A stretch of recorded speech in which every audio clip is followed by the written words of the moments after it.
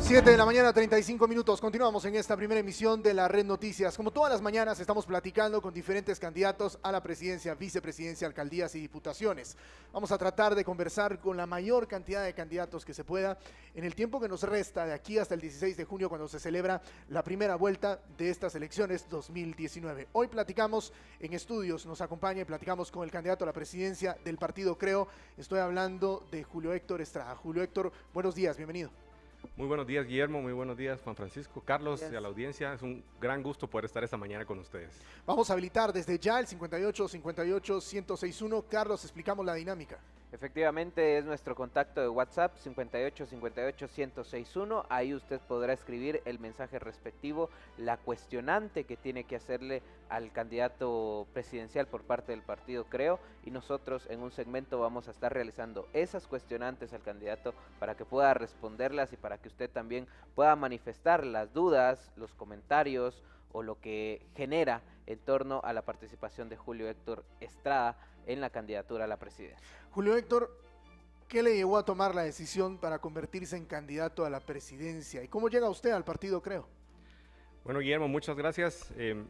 Mira, mi testimonio es la convicción de que el Estado puede hacer mucho más, que hay un tema de liderazgo, que hay muchas cosas que no le están llegando a la gente en salud, en educación, sobre todo que no hay suficientes oportunidades económicas, a la gente el pisto no le alcanza, y que hay muchos programas, muchas actividades y muchas más cosas que se pueden hacer desde el gobierno para promover que la gente tenga más ingresos, mejores ingresos, más trabajo, y también que la gente tenga menos gastos y más autoridad y gobierno.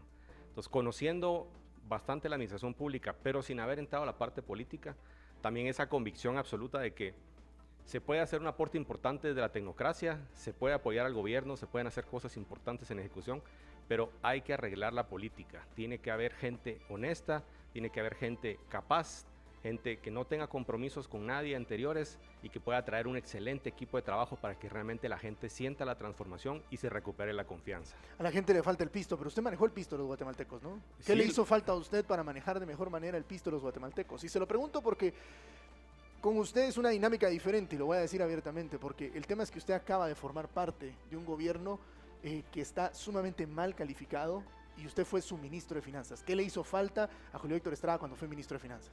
Bueno, nosotros administramos los recursos con muchísimo cuidado y entramos en un gobierno donde la caja estaba en negativo 1000 y no se estaban pagando sueldos de maestros, no estaban pagando sueldos de médicos, y administramos la caja con mucho cuidado, y en cosa de un año o 2 años realmente la posición del patrimonio y el cuidado del gobierno del dinero cambió completamente. Lo que falló realmente para que pudiéramos hacer que al guatemalteco el pisto le alcance fue poder gastar mejor en salud, gastar mejor en educación, en infraestructura, pero ahí falló la capacidad del equipo completo y de todo el andamiaje político del país. Entonces mi testimonio es que en el Ministerio de Finanzas se pudo hacer un trabajo importante, se hizo bien, se ordenó, se transparentó bastante el presupuesto, los gastos, pero también se necesita poder tener más poder, más acceso para tener un equipo más completo, más integrado, mejor coordinación con la ciudadanía, mejor coordinación con el Congreso, y entonces poder llevarle a la gente las cosas que realmente hagan que el pisto sí les alcance. Al gobierno sí le alcanzaba. ¿Sí le alcanzaba? Sí, teníamos suficientes recursos, estábamos fallando, pero no por capacidad y cantidad de recursos. ¿Fue incapacidad del liderazgo o fue incapacidad de quién? ¿De los ministros? ¿Quién fue el incapaz de poderse gastar la plata que estaba? Mire, había un viaje donde el tema estaba entrampado, y lo que falta a veces es llegar con un equipo integrado de gente, ¿sí? Todos sabiendo cuál es la prioridad, sabiendo exactamente dónde hay que apretar, cómo se puede hacer funcionar rápidamente las cosas. No hay tiempo para iniciativas independientes. El gobierno requiere a alguien que llegue con una ejecución que hemos llamado nosotros frenética, con un equipo de trabajo coordinado con capacidad gerencial y que sepa de cómo están las cosas y cómo hacerlas funcionar, porque solo se puede levantar la credibilidad del gobierno los primeros 6 o 9 meses. Si se genera credibilidad en esos 6 o 9 meses, porque uno le logra llevar medicamentos a la gente en los puestos de salud, duplica la presencia policial, logra realmente hacer que la refacción, que los insumos escolares estén disponibles, logra hacer que las carreteras se estén recuperando y haya autoridad, entonces con ese arranque de ventaja se desentrampa Congreso, se desentrampa un montón de temas de Contraloría porque hay liderazgo. Aquí el tema fue que arrancamos en un proceso de doble transición, y nunca hubo esa claridad y esa integración de equipo para poder realmente empujar todos en la misma dirección y con un solo objetivo, que era hacer que las cosas a la gente le lleguen. Cuando usted salió del puesto, tuve la oportunidad de hablar con varios ministros, entre ellos, y lo voy a decir porque lo tuvimos inclusive públicamente en la declaración, al ministro de Ambiente y Recursos Naturales, y le preguntaba cómo era su relación con el ministro de Finanzas, Julio Héctor Estrada. Él abiertamente me lo dijo, me dijo, yo no voy a hablar más de Julio Héctor, me parece un excelente profesional, un buen técnico, pero le falta colmillo. Y yo entendía en ese momento que lo que a usted le falta es manejo político. Usted va a optar a la presidencia, uno de los puestos más políticos que hay en el país. Usted como ministro de Finanzas no logró que le aprobaran el presupuesto que usted pedía. Fue por falta de capacidad política. ¿Y qué lo hace pensar que llegar a este puesto de la presidencia usted va a tener la capacidad de manejar los hilos políticos del país? Porque esto ya no es técnico, esto es mucho más político. ¿Qué lo llevó a pensar de que usted tiene la capacidad para esto? Bueno, primero que todo, fue un presupuesto que no fue aprobado, pero se aprobaron operaciones, se aprobaron otros presupuestos, se aprobó una reforma estructural de la SAT, se aprobó un acceso e intercambio de información internacional para transparentar todo el tema de finanzas y relación con otros países. Yo tuve que aprender cómo se opera en un congreso muy difícil, del cual no voy a dar mucho detalle, y en un ejecutivo que estaba perdiendo dinámica porque había una confrontación importante que quitó mucho de la credibilidad del gobierno. Yo lo que puedo decirles es que la política, lo que yo aprendí es que no es estable, ¿sí? Uno o está avanzando o está retrocediendo, y la única manera de hacer que realmente uno logre tener credibilidad y poder gobernar es estar en la delantera y estar cerca de la gente, estar mostrándole a la gente resultados, estar mostrándole a la gente que las cosas, que su vida está cambiando positivamente semana con algunas pequeñas cosas, pero que son visibles. Esa cercanía con la gente, esa posibilidad de comunicarse, y es parte de este proceso político. Si uno logra llegar a la gente y logra comunicarse con ella, entonces está preparado uno para empezar a hacer gobierno. Yo veo un reto e insisto, la parte técnica se hace bien, se puede comunicar bien. El Ministerio de Finanzas es un ministerio transversal, mira todo lo que opera con las diferentes entidades de gobierno, y claramente mi lectura fue y mi convicción es que hace falta una mejor administración política. Podré no tener el colmillo de Alfonso, ¿sí? Y yo creo que no me preocupa, ¿sí? Porque yo quiero tener una comunicación con la gente, y cuando nosotros operamos con el Congreso y todo, lo hicimos con mucha transparencia. Sí, ¿y qué se refiere con el tema del colmillo de Alfonso? ¿Él sí lo tiene? Pues no somos iguales, digamos. ¿Él es un operador político? Él tiene un estilo diferente y una manera también de relacionarse, yo diría mucho más de política tradicional y vieja política, por no llamarlo así. Y nosotros estamos haciendo una política diferente, mucho más abierta, mucho más transparente. Ahora, usted en su momento se quedó en el Ministerio de Finanzas a pesar de la polémica que había alrededor del presidente después de que lo declaran non grato. Esta conversación la tuvimos en su momento cuando usted me contaba cómo fue que usted se entera de la noticia de que el presidente declaró non grato a Iván Velázquez. Posteriormente, ¿qué lo lleva a tomar la decisión de salir del gabinete del presidente Morales? ¿Fue el hecho de que usted ya estaba pensando en la presidencia, que usted dijo, bueno, ya me tengo que dedicar a la campaña, o qué fue lo que provocó y disparó este tipo de cosas? No, mire, hay desgaste en la administración pública, uno es parte de un equipo y va haciendo las cosas con sus recomendaciones, y llega un momento en que realmente uno no se entera de lo que está pasando. Yo vi que se avecinaba un rompimiento institucional posible y se están ya saltando unas cosas que habíamos acordado que no se iban a dar. ¿Qué acordaron que no se iba a dar? No, por ejemplo, ya con las acciones que se dieron en torno a la salida de la CICIG, otros temas del gasto público, la manera en la que se comunicó, se estaban tomando decisiones que perfectamente pudieron haber terminado en algún rompimiento institucional. Yo creo que salieron bien, y entonces yo siempre he estado por defender la institucionalidad y la continuidad de las instituciones fuertes, y entonces decidí que era el momento de salir y el momento de romper con el gobierno. Bueno, vamos ahora al tema de lo que usted en algunas entrevistas ha hablado. Escucho que también usted es de los candidatos, y usted también es de los candidatos, porque no es el único candidato que lo está proponiendo, que ha hablado de construir una cárcel en el norte del país. ¿Esto de dónde sale esta idea de construir una cárcel en el norte del país? Entendería yo que esto significa construir una cárcel en el departamento de Petén. Vamos a ver, uno hace un ejemplo diciendo necesitamos hacer una cárcel lejos de los centros urbanos y donde sea muy fácil aislarlo de las telecomunicaciones y el acceso a telecomunicaciones.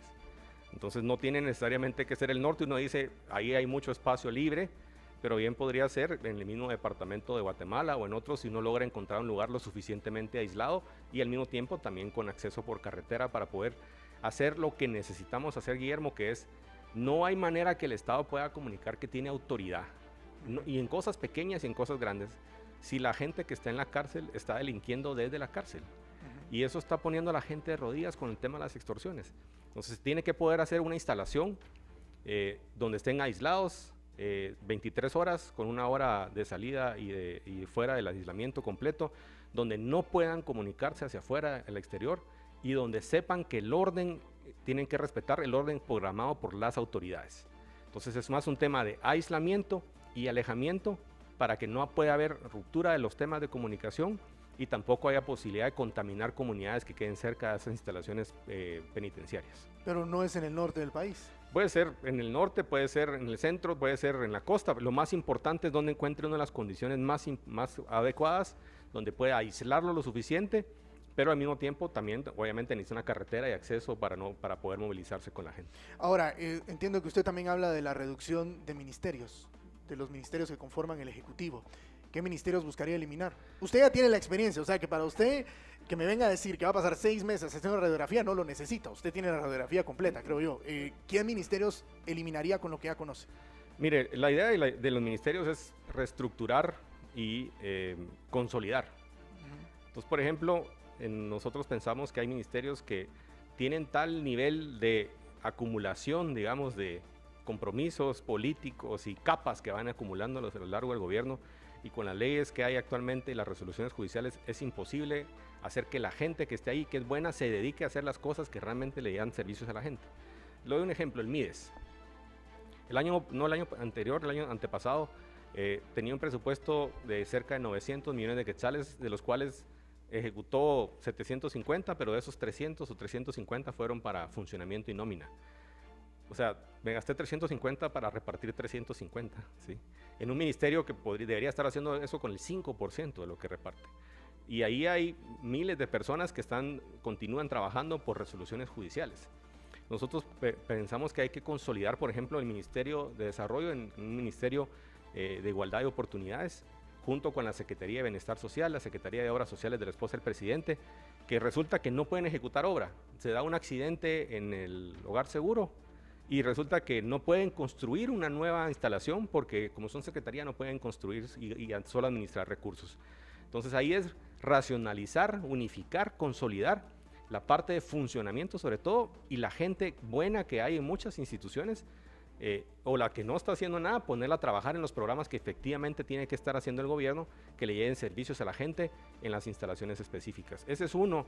Nosotros pensamos también que el Ministerio de Comunicaciones ya no es viable como tal, hay que cerrarlo y abrir uno nuevo de obras públicas con otras funciones adicionales también de construcción de infraestructura urbana, de drenajes, de agua potable, porque no tenemos una institución que se haga carga que apoya a las municipalidades en toda la infraestructura de servicios sanitarios y también relacionados con el tráfico que tienen que tener las instituciones. Y una serie de secretarías que pensamos que se pueden consolidar en un solo ministerio de la presidencia, que tenga las mismas funciones que tienen todas las leyes que les han dado, pero mucha menos estructura. Vemos secretarías donde habían 30 millones de presupuesto y 28 millones o 29 millones de nómina, ¿sí? Como la Secretaría de Asuntos Agrarios. Esa se debe consolidar y entonces prestar mucho más servicios a la gente específicamente dentro de una sola estructura consolidada. Eso es una consolidación de más, que al final son 6 ministerios que pensamos que se reducen a 5 y sobre todo logramos reducir de 15 secretarías a 2 o 3 que se quedan funcionando dentro de un ministerio que realmente le dé poder al gobierno. ¿Cuánto sería el ahorro que tendríamos si esto se hace? Mire, el ahorro va en 2 vías. Yo creo que es un buen ejemplo de lo que es el ahorro en el gobierno. Por un lado, neto, uno debería poder ahorrar hasta unos 500 o 600 millones de quetzales anuales en funcionamiento que está duplicado y que hay integración. Mucho de eso se realiza poniendo gente a trabajar. Entonces, por ejemplo, la Secretaría de Bienestar Social puede tener mucha más gente trabajando junto con los de la SOCEP en primera infancia. Entonces, automáticamente lo que hace uno es redireccionar esos recursos a servicios, a obra, a infraestructura que realmente le sirva a las comunidades y a la gente para que puedan el gobierno ser más efectivo. Claro, es 500, 600 millones al año ¿Esto no se lo propuso nunca a usted al presidente Jimmy Morales? Lo discutimos en algún momento, pero el mandato en ese momento era hacer funcionar lo que estaba. Y la conclusión es, no funcionan como está, ¿sí? La pregunta que creo todo el mundo se hace ahorita y me la hago yo. Esto que usted me viene a hablar suena muy bien. ¿Por qué no lo hizo cuando era ministro de Finanzas? ¿Qué le impidió llevarlo a cabo este proyecto? Uno hace propuestas, Guillermo, y propone cosas más radicales. ¿Cuál fue lo más radical que usted propuso? Bueno, yo precisamente pensamos en hacer un ministerio de la presidencia y consolidar secretarías. Pero en ese momento el orden era, no hay presupuesto, enfoquémonos en hacer funcionar algunas cosas. Entonces uno también siente los tiempos políticos. Yo siento que para hacer ese tipo de cambios tiene que hacerlo uno con mucha fuerza y credibilidad política, levantando el perfil y la fuerza del Ejecutivo en los primeros 6 y 9 meses, y este tipo de cambios llegan remodificaciones a la ley del Ejecutivo. Y entonces se puede hacer en el segundo semestre del primer año. Pasada esa ventana política realmente no quedan muchos espacios para hacer reformas estructurales de esta naturaleza. ¿No lo hizo porque quien era su jefe no se lo permitió? No, mire, en ese momento todos estábamos eran propuestas que fueron analizadas como potenciales, y la decisión fue no están los tiempos políticos para lanzar propuestas tan ambiciosas porque no se sentía con la fuerza y la credibilidad. ¿Quién fue el que salió a decir hay tiempos políticos para ahorrarse 600 millones de quetzales? Creo que para eso no hay tiempo político, para eso hay plata que los guatemaltecos no están recibiendo. Pero eso implica un cambio estructural fuerte donde se necesitan 105 votos en el Congreso para hacer estas modificaciones.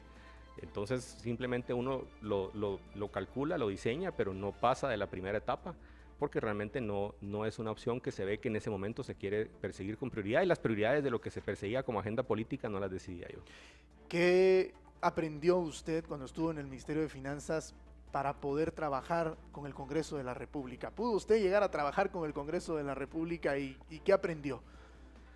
Bueno, es un Congreso muy difícil el que teníamos, sin ninguna duda, lo hemos visto, donde privan los intereses personales por encima de los intereses del país. Para mí lo único que funcionó en su momento fue cuando la gente realmente pide las cosas y hay una presión de los medios, de toda la gente y la ciudadanía en general. Le voy a dar un ejemplo. Hicimos el programa para nutrición crónica, para llegar al 20% de los niños que están en riesgo de nutrición crónica en el país. O sea, no es un piloto, son $100 millones a unas condiciones básicamente sin intereses, con una necesidad sentida. Y ese préstamo estaba para aprobarse en el Congreso a finales del 2016, el primer mes del 2017. Se aprobó hace un mes, ¿sí? Únicamente cuando ya era lo más posible, ya no había salida, era una vergüenza nacional, cómo era posible que no se invirtiera en nutrición crónica, y está bueno que se haya aprobado, que salió finalmente ese proyecto, pero podía haber salido 2 años atrás.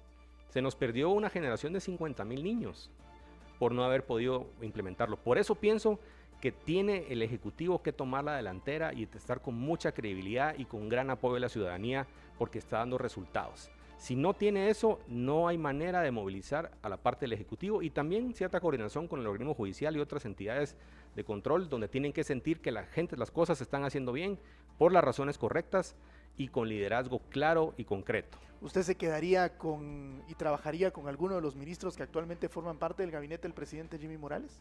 No, yo creo que hay que hacer una renovación importante.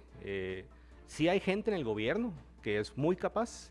Inclusive hay gente muy capaz que lo que hacen es que los tienen aislados, y una de las ventajas importantes de participar y ver esa transversalidad de gobierno es que uno sabe quién es la gente que sí trabaja y la que sostiene las instituciones. Yo estaba en otras administraciones en otros roles, entonces uno va viendo quién es la gente que sí hace, y algunos los tienen en unos puestos altos, otros los tienen aislados porque son los que proponían cosas o no se prestaban a hacer cosas.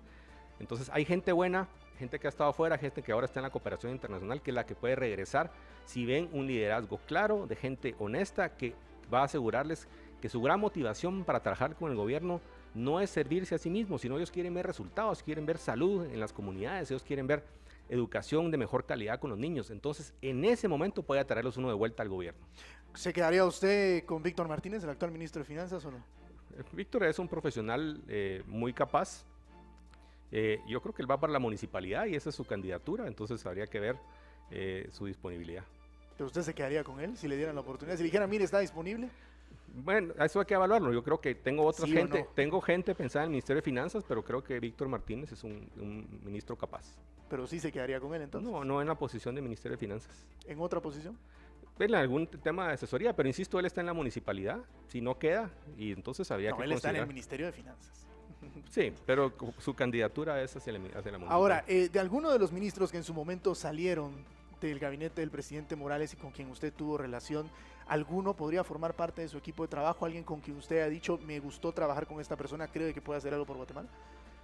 Mire, no quiero entrar al detalle, digamos, yo creo que lo más importante es saber que puede uno participar con la gente que mejor trabaja y tiene resultados. Ahora, pero a su votante le interesa conocer los detalles. Y este es un detalle importante, porque al final es su equipo de trabajo. Usted creo que ya aprendió de que la presidencia no se hace sola, que se necesita un equipo de trabajo. Usted conoció un equipo de trabajo. Entiendo que usted, por ejemplo, ya tiene visto a su ministro de Gobernación. Sabe quién es, pero todavía no puede dar el nombre. ¿Algún otro ministro que usted ya tenga visto, alguna posición, aunque no conozcamos el nombre? Bueno, por ejemplo, he hablado y he estado trabajando mucho con Lizardo Bolaños para el Ministerio de Economía, por ejemplo. Gente como Víctor Moscoso, que es gente profesional que esperamos se pueda integrar al equipo también como economistas. Gente del partido en la parte jurídica. Estamos trabajando con un buen grupo de gente, pero sobre todo gente que está actualmente en posiciones importantes aquí o fuera de Guatemala y que lo que tenemos muy visto es que puedan regresar y realmente integrarse a un equipo de gente joven que puede generar resultados. Francisco Rivas y ahora Leticia Teleguario, ¿formarían parte de su equipo de trabajo? Mire, habría que hablar con ellos en su momento, ¿por qué no? Sí. ¿Usted ve a Francisco Rivas como su ministro de Gobernación? No, no es él. Yo creo que Francisco es un profesional capaz, en su momento hizo un buen trabajo, teníamos una muy buena comunicación. Ahora, Leticia Teleguario, ¿la ve usted en algún puesto? Leticia también es una amiga con la que colaboramos muy bien y trabajamos muy bien y habrá que hablar con ella. No puedo decir abiertamente porque no hemos tenido la conversación. Se lo pregunto a varios candidatos, es la misma pregunta que les he hecho. ¿Por qué no dar a conocer el equipo de trabajo? ¿Cuál es su principal argumento? Mire, mi principal tema es que es gente que está trabajando y que tiene inclusive restricciones en sus espacios donde están trabajando o en las instituciones en las que están, de participar activamente políticamente, ¿sí? Yo necesito gente que sabe trabajar y la gente mejor generalmente no está desocupada, ¿sí? Y entonces están participando en la formulación del plan, en diferentes iniciativas, pero no pueden salir públicamente porque realmente les afectaría. Entonces están esperando a que se dé el cambio para hacer una transición ordenada. Pero usted sacrificó cosas por buscar la presidencia. Mire, yo creo que es importante, es una vocación de servicio por el país. Estoy definitivamente dedicado a esto tiempo completo sin ningún tipo de remuneración. Pero eso significa algún sacrificio, Sí, ¿no? sí, también económicamente es un sacrificio importante, para la familia es un sacrificio muy importante de tiempo.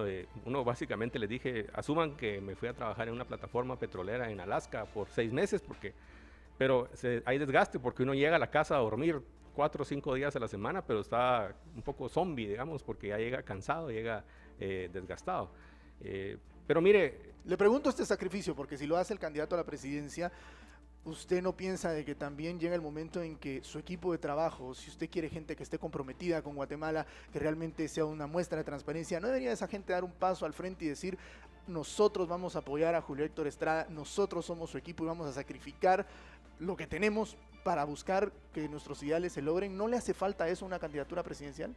Bueno, yo creo que la gente puede ver lo que tiene uno en las boletas, en el equipo que tenemos para el Congreso, que es gente muy capacitada, muy profesional. Algunos de ellos probablemente de no llegar a ser electos en el Congreso también formen parte del equipo. Son listas que son públicas y hemos hecho mucha transparencia que no han tenido, o por lo menos yo no he visto tanta transparencia con los listados y con la gente que está participando con nosotros para el Congreso. El resto del equipo es una comunicación que tenemos que ir llevando poco a poco, pero lo más importante es que tengamos a los mejores y a la gente más talentosa una vez que estemos en el gobierno. ¿A usted le hubiera gustado, ahora que está en su primera incursión en la política partidaria, el poder tener la libertad de decir, señores, yo soy el candidato a la presidencia y este es mi equipo de trabajo? ¿Le hubiera gustado? Mire, yo pienso que lo más importante es que la gente vea que uno puede atraer a la gente más calificada y quién va a poder atraer un equipo más capaz. Pero obviamente como está la situación, no la puede mostrar. La política, sí, pero la gente está interesada, uno tiene el perfil para atraer a esa gente. La política, obviamente, en este momento y en estos momentos de mucho cuidado, hace que mucha gente se cuide mucho y que han puesto una serie de reglas de comunicación en las instituciones. Entonces alguien no puede decir, me paso completamente a un equipo. ¿Por qué cree usted que tiene el perfil para atraer a ese talento humano que tiene Guatemala para gobernar el país de mejor manera?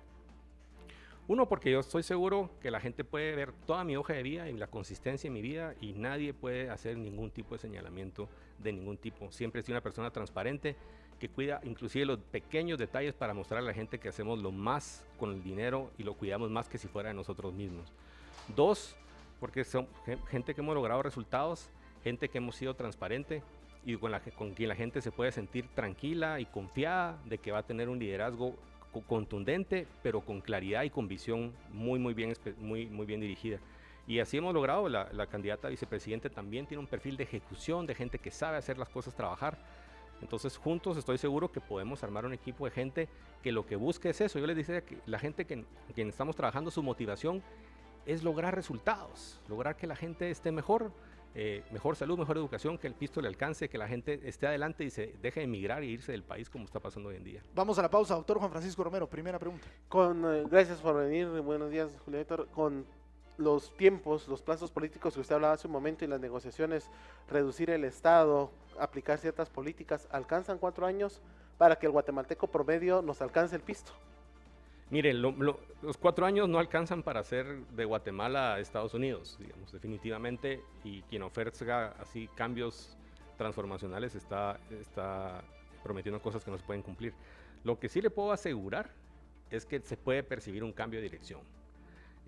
Y con el cambio de dirección, en cuanto que hay un gobierno con autoridad y que funciona y que las cosas llegan a las comunidades, hay presencia del Estado, reducción de las extorsiones, eso genera un ambiente donde hay mucha más inversión, empiezan a darse más negocios y la gente empieza a sentir que hay más oportunidades y que reducen sus gastos, por ejemplo, en electricidad, sus gastos en gasto médico, sus gastos extra que tienen que hacer en educación porque no funciona bien la parte educativa.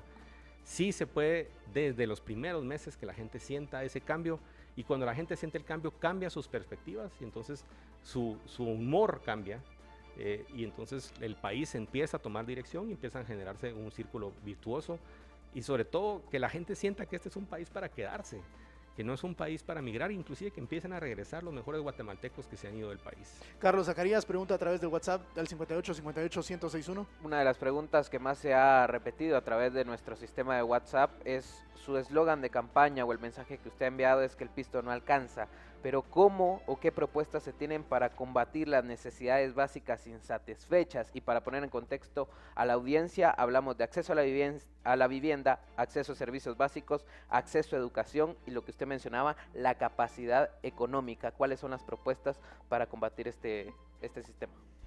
Bueno, en la parte de ingresos hay propuestas muy importantes en el tema de formación, de capacitación para el empleo. Nosotros vemos las ferias de empleo donde llegan 25,000 personas y las empresas con 2,000 plazas, pero contratan al salir 250 o 350 personas.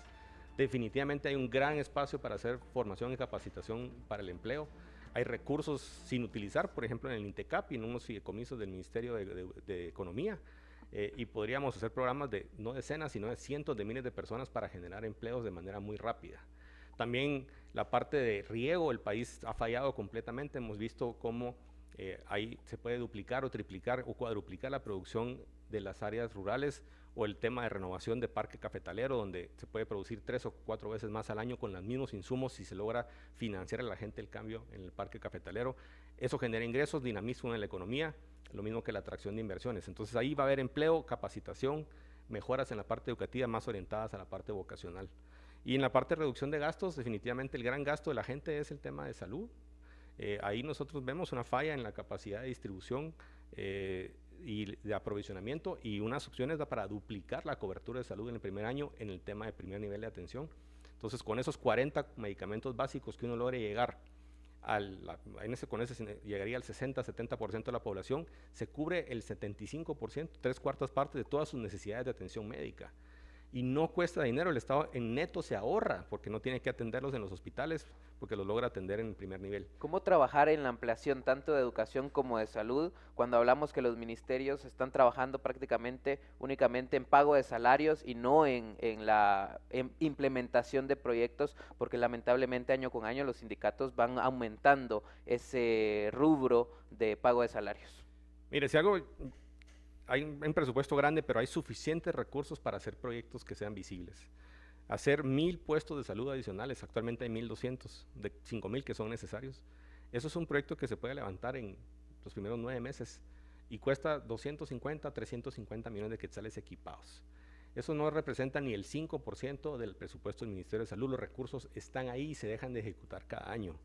Y lo que es peor, si no se ejecutan, no tarda 2 años sin que los capture algún tipo de negociación sindical. Entonces hay que aprovechar esos espacios. Yo sé que los recursos están disponibles y si uno lo hace y redirecciona los servicios para aprovisionar y dar servicios a la gente, entonces ya se vuelven fijos porque la gente demanda ese servicio. Entonces ya los sindicatos ya no tienen la fuerza de decir quisiera ese espacio que no se está utilizando para que me paguen más, buscando reivindicación salarial, sino que la gente dice no me van a dejar de prestar el servicio en los puestos de salud con las enfermeras que estén todos los días, el médico que llega una vez a la semana, porque se logra prestar el servicio. Es el Estado que funciona y empieza a prestar servicios y que la gente siente que se vuelve defendible. Porque si no, obviamente, yo decía, uno está avanzando, avanzando o está retrocediendo. Entonces, en todos los frentes el Estado tiene que estar avanzando, porque si no, rápidamente está retrocediendo a los intereses de sector privado, de participantes, de contratistas, de sindicatos. Eso es lo más importante, tomar rápidamente la iniciativa para entonces hacer que las cosas funcionen para la gente y se defiendan así solitas porque la gente defienda los buenos servicios que está recibiendo. ¿Cómo asegurar de que Julio Héctor Estrada va a mantener un balance entre atender las exigencias del sector privado y los demás sectores del país, tomando en cuenta que a usted se le liga mucho con el sector privado y al sector exportador en específico? Sí, es muy interesante mi vinculación. Su vinculación, y lo voy a poner en contexto a nuestra audiencia, perdón. Su vinculación es por el tema de que su señora madre es una persona muy importante en el sector exportador, por eso lo decía. Sí, yo lo hablo con muchísimo orgullo porque siento que mi mamá ha hecho un trabajo importante de propuesta al país durante 45 años, netamente propositivo. Miren, yo no pienso que haya un tema de desbalance, yo lo que pienso es que hay que trabajar de la mano. No se van a lograr generar el número de empleos que el país necesita y de oportunidades si uno no empieza a hacer que las cosas que funcionen como los registros sanitarios, las partidas arancelarias, la clasificación de algunos productos, la capacidad de traer inversiones funcionen. Tenemos los mismos intereses. Y yo le digo a la gente que mire 10 años que tengo de hacer servicio público, si en algún momento ha habido alguna decisión que tenga una dirección o en otra favorezca de alguna manera al sector privado en particular. Si algo he hecho siempre es ser muy por la institucionalidad y cuando se trabaja con el sector privado es para sacar buenos proyectos adelante que beneficien a todo el país. Ahora, me surge una pregunta de una entrevista que usted entregó a Prensa Libre. Y voy a leer 2 preguntas, 2 respuestas que usted dio. Y por favor, después sale mi pregunta de esto. Porque indica la pregunta que le hacían. ¿Qué posición tuvo usted con el presidente Jimmy Morales cuando fue la controversia de Iván Velázquez? Su respuesta fue, más que por el tema del non grato, fue un evento después que implicaron leyes que estaban rompiendo el orden institucional del país. Y yo siempre sigo la institucionalidad y había voces diciendo no hay que pasarse por encima de cosas que costara reconstruir. Siguiente pregunta que le hacen, pero hubo una serie de eventos como el pacto de corruptos y la suspensión del convenio de CICIG, ¿por qué esperó a que ocurrieran esos hechos y no renunció antes? Su respuesta es, con el pacto de corruptos salí inmediatamente, después lo que pasó es que no me dejaron salir, hubo un compromiso de que yo me quedaría cuidando lo que se había logrado en el Ministerio de Finanzas, luego todo subió de nivel, no solo con la no firma del convenio, lo del convenio, entonces fue el momento de mantener la institucionalidad y decir no estoy de acuerdo y salir. Me surge una pregunta, ¿quién le obligó al compromiso de quedarse cuidando lo que se había logrado en el Ministerio de Finanzas y quién no lo dejó salir? No, yo presenté la renuncia después de que se pasó un paquete de leyes y algunas decisiones que claramente iban en contra de un diálogo abierto y había un rompimiento institucional y confianza con la ciudadanía.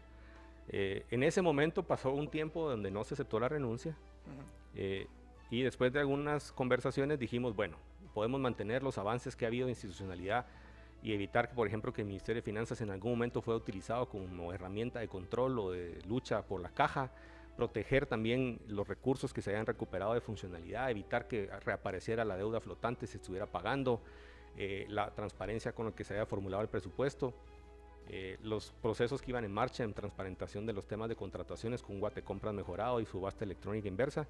Entonces dijimos, bueno, si es para cuidar y encima poder contribuir a que haya menos inestabilidad en el país, sigamos siempre y cuando se respeten algunos valores. Pero ¿con quién es el compromiso de quedarse cuidando?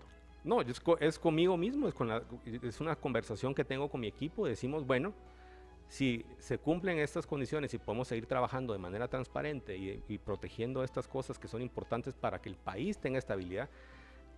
Recordemos que pasamos una crisis política, pero nadie se dimensiona lo que es una crisis financiera bancaria, digamos. Eso atrasa a los países 10 años, digamos, los tira en el pasado por corridas de bancos, etcétera, que se pueden dar en un mal manejo, una mala administración o un desorden financiero. Entonces, digamos, nos quedamos haciendo una contribución para guardar. Políticamente no era mi mejor decisión, digamos. Había un desgaste importante y había que quedarse de alguna manera cuidando ese espacio. ¿Y quién no lo dejó salir? No, es que en esa primera etapa presentamos la renuncia y el presidente no la aceptó por unas semanas y luego hubo unas pláticas que fueron unas conversaciones largas y finalmente con mi equipo decidimos seguir participando siempre y cuando nos pudiéramos ceñir a ciertos principios y no nos saliéramos de esa ¿Cuál línea. fue el principal compromiso que adquirió el presidente Jimmy Morales con Julio Héctor Estrada? No, el principal compromiso fue de seguir trabajando de manera ordenada con la parte de finanzas y administración del erario público con transparencia.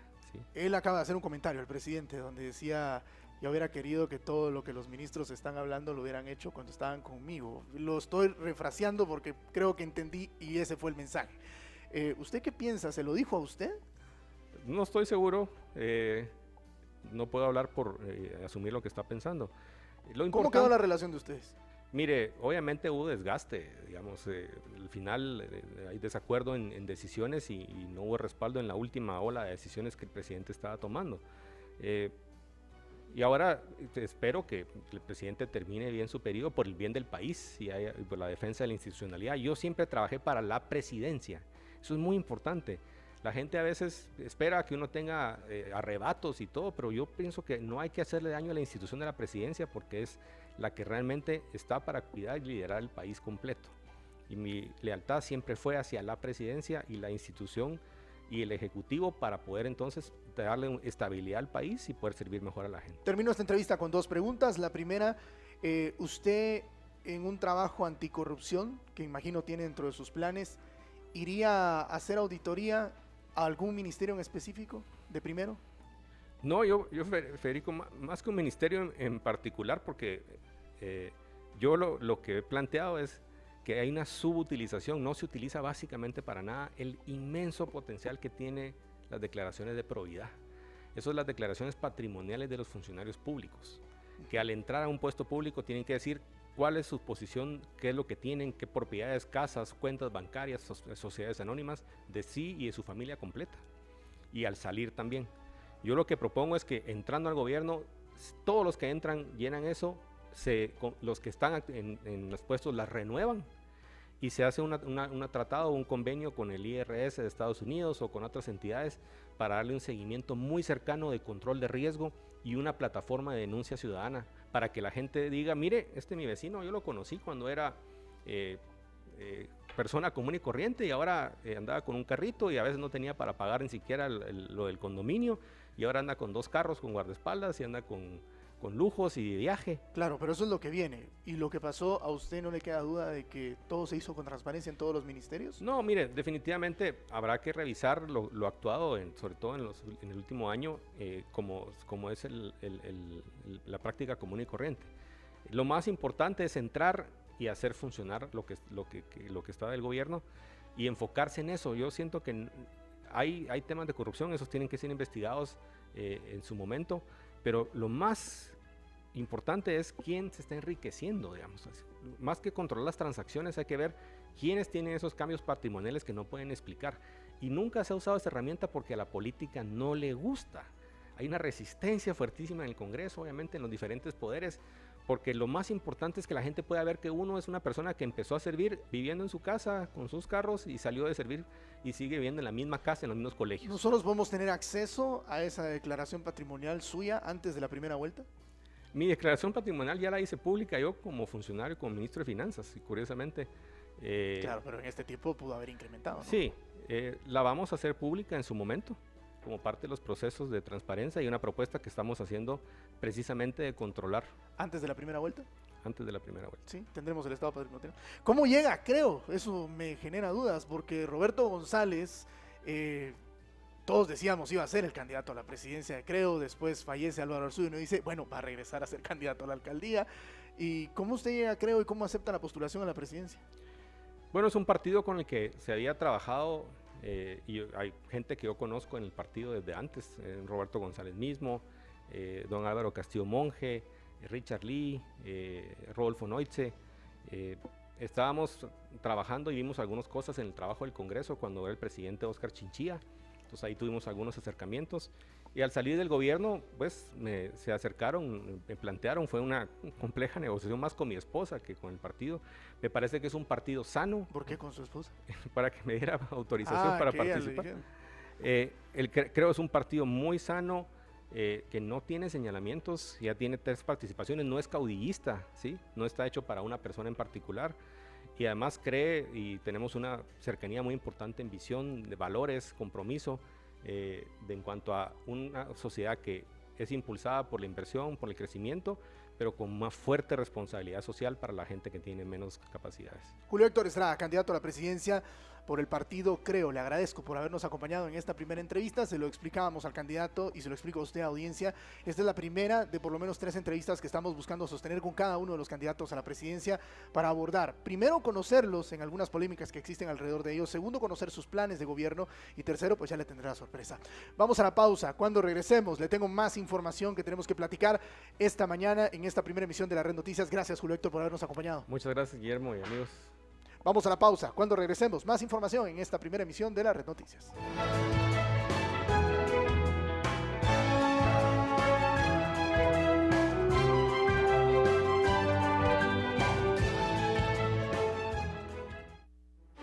Por la mañana, esta es la conexión para informarse, para estar más cerca de Guatemala, para viajar por el mundo y vivir la pasión del deporte.